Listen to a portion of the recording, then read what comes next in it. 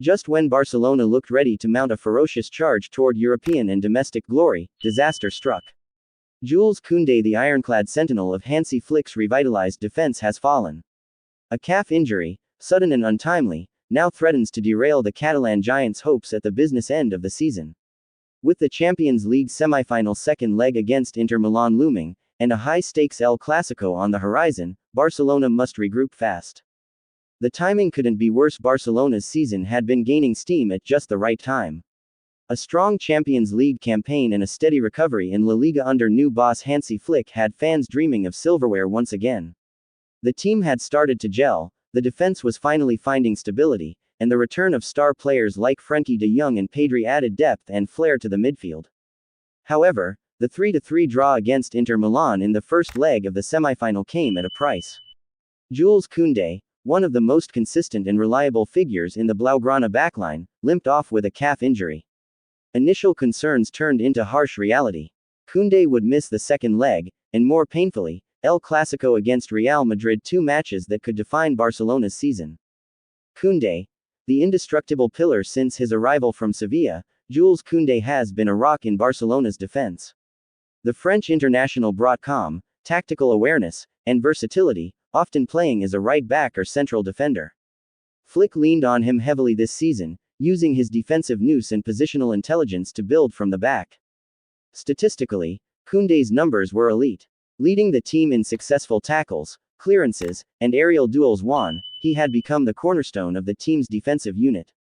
His availability throughout the campaign had been one of the few constants in a squad that has seen frequent injuries. His absence now isn't just about defensive solidity.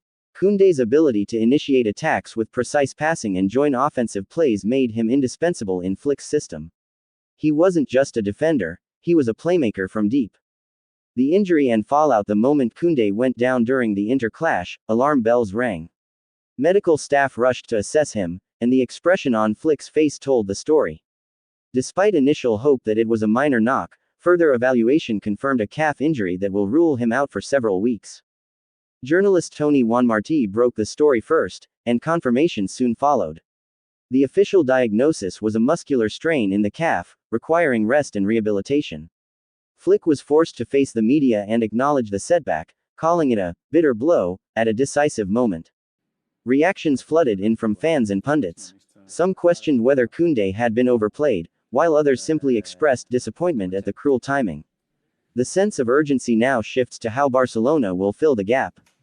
Implications for the Inter Milan clash: the second leg against Inter is arguably Barcelona's most important game of the season.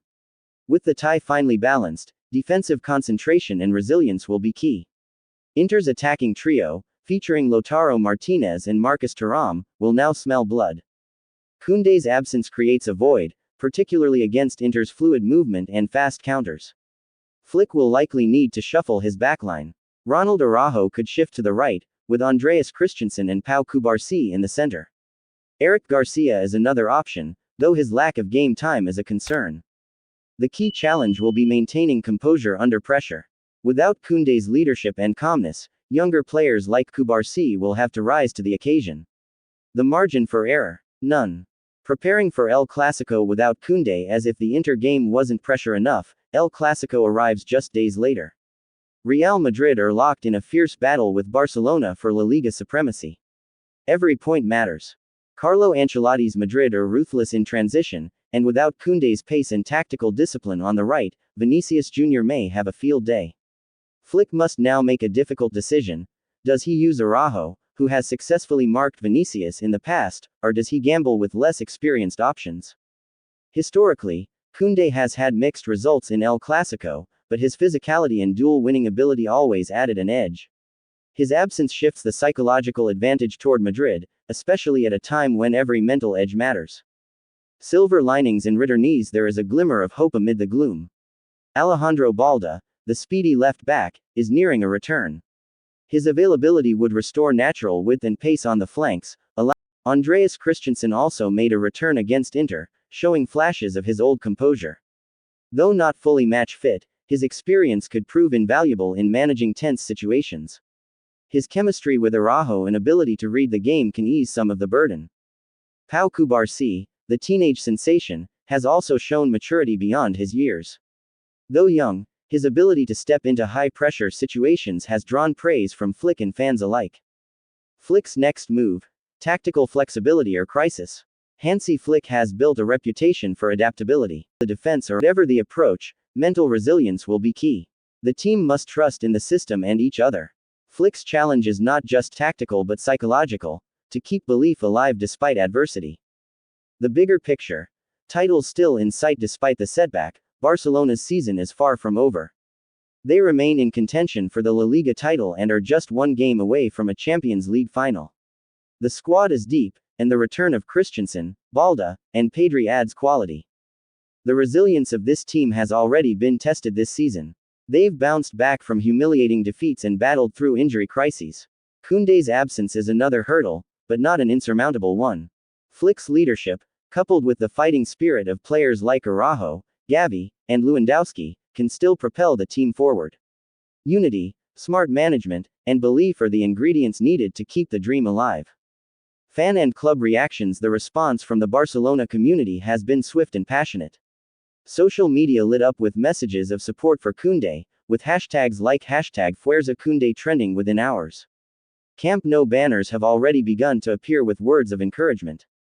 The club released a statement expressing optimism about Koundé's recovery timeline and reaffirmed confidence in the squad's depth.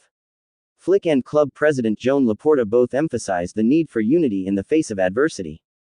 Fans have also turned their attention to the next men up: Kubarsi, Garcia, and Christensen.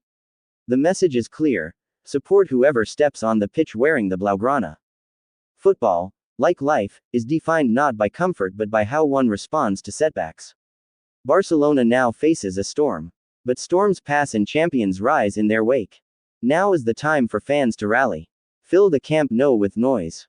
Stand behind Flick and his players. Believe in the badge, the history, and the vision. Jules Koundé may be out, but the fight goes on. Every tackle, every pass, every roar from the stands matters more than ever. This is when true fans rise together. We defend the crest.